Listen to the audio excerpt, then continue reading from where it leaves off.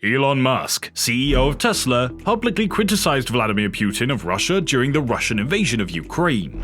On Twitter, the SpaceX CEO declared, "I, at this moment, challenge Vladimir Putin to a single battle stake in Ukraine." In the Russian comment section, he asked, "Do you consent to this fight?" while tagging Putin's Twitter handle. Welcome to Elon Musk Center, the one-stop channel for updates about Elon Musk and his works. Before getting into the video, share and subscribe to our channel for more similar content. Also, tap that bell icon so you get notified whenever we upload a new video. Elon Musk has denied a claim made by political scientist and founder of the Eurasia Group, Ian Bremmer, that he had discussed the least the Russian president would require to end the war with Vladimir Putin. Bremmer's allegation was based on interviews with Musk and the CEOs of SpaceX and Tesla. The early clients received Bremmer's notes. With his Twitter account, @NorthmanTrader, investor Sven Henrich questioned Musk about the veracity of the news. "No, it's not," Musk retorted in a tweet. "Only once around 18 months ago did I speak with Putin." Space was discussed as the subject. CNBC contacted SpaceX and Eurasia Group, but neither company responded right away. Musk tweeted a series of times to get support for his view on the best course of action for Russia's conflict with Ukraine, as CNBC previously reported. Musk suggested holding elections in Ukraine under the auspices of the UN to decide whether or not certain besieged districts should join Russia. He also advocated for Ukraine to cede control of Crimea to Russia and act as a neutral state, refusing to ally with either NATO or Russia. Musk has kept advancing the notion that some Ukrainians would prefer to join Russia and vote for it on Twitter since he sent those comments.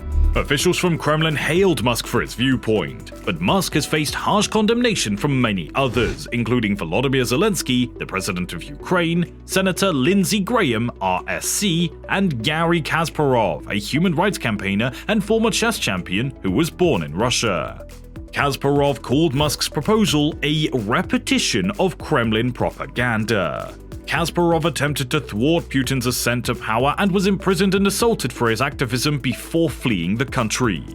In response to Musk's tweet, the departing ambassador of Ukraine to Germany, Andriy Melnik, wrote, "F off is my very civilized reply to you." Before the crisis, Musk's company SpaceX Starlink satellite internet service allowed it to keep parts of the country online beginning in the earlier stages of the conflict, earning it hero status in Ukraine. According to Alex Harstrick, founder and managing partner of J2 Ventures, expressing his views on the war in public could be harmful to Musk and SpaceX. Harstrick worked as an army intelligence officer before establishing the fund and deploying special operations forces to Afghanistan and Iraq. Any company that sells significantly to the United States of America, and particularly to the Department of Defense, has to acknowledge that its CEO has a responsibility to make sure that what they are talking about in any public disclosure is consistent with the values of the United States, said Harstrick on CNBC's Squawk Box.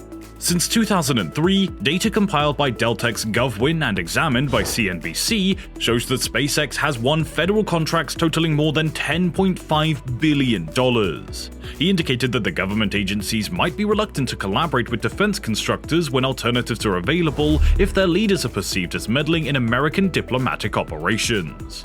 Also, Musk recently shared his thoughts on settling the dispute between China and Taiwan in an interview with the Financial Times. Musk praised the concept in a tweet from Qin Gang, the ambassador of China to the United States. Musk denied media allegations, claiming that the only time he spoke with Putin was about space.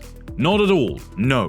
Putin and I have only spoken once, around 18 months ago. The topic concerned length in a tweet, he stated. Volodymyr Zelensky, the president of Ukraine, and other officials criticized Elon Musk last week for his tweets that offered suggestions for bringing up peace to the country's war-torn land. Elon Musk offered various options to end the crisis, asking his followers to vote in favor of or against them. One of his ideas was to permit Russia to annex Crimea formally. One of the answers to his Twitter poll was that Ukraine should maintain its neutrality. According to a Vice report, Musk spoke to Putin before presenting his plans for peace in Ukraine. In a mail-out sent to the Eurasia Group subscribers, Ian Bremmer wrote that Musk told him that Putin was prepared to negotiate, but only if Crimea remained Russian, Ukraine accept a form of permanent neutrality, and Ukraine recognized Russia's annexation of Luhansk, Donetsk, Kherson, and Zaporizhia, the report said. Before we continue to the rest of the video, subscribe to our channel and don't forget to smash that like button. Also, enable the bell icon for more exciting videos like this. Moving on. Reports on emerging and developing economies are provided by the Eurasia Group, a company that conducts political risk analysis and consulting. Bremmer, a well-known figure in the media, has also worked with international institutions like the World Economic Forum. The discussion comes after Musk last week tweeted a Ukraine-Russia peace plan that reflected demands made by Kremlin officials frequently in recent months. Among them was Kyiv's commitment to military neutrality, its admission that Crimea is officially a part of Russia, and its assurance that the peninsula would continue to receive water supplies after Moscow annexed it in 2014. Rerun elections in regions Russia annexed under UN supervision to achieve Ukraine-Russia peace. If the people choose to do so, Russia will depart. Crimea is officially a part of Russia, Ukraine continues to be neutral. This will happen in the end, but the only question is how many people pass away before that happens, he continued. It's also important to note that nuclear war could result from this battle, even though it's unlikely.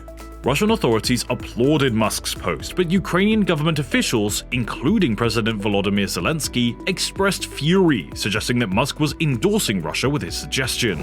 CNN's attempts to get a comment from a Musk attorney were only partially successful. Bremmer vehemently defended his assertion in a series of tweets on Tuesday night. I have been publishing my weekly newsletter on geopolitics for 24 years. I write openly and without regard for reward or punishment, and this week's report was no exception. I have publicly shown my admiration for Musk as a singular businessman transforming the world. He lacks geopolitical expertise. In talks with attendees at think tanks and conferences in recent weeks, Musk floated a similar peace plan notion. It hinted at having touched base with Kremlin officials, according to multiple people who spoke to CNN separately.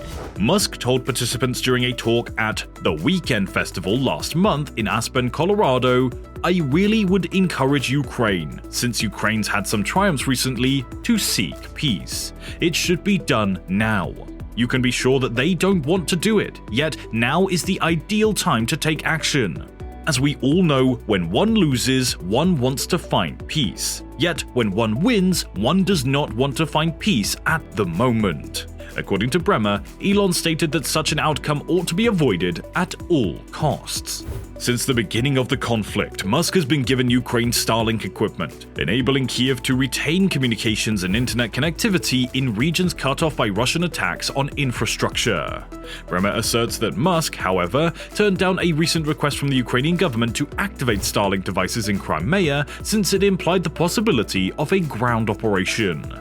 Kirby emphasized that Russia cannot stop it today simply by withdrawing their soldiers out of Ukraine, where it started its unprovoked and illegitimate conflict.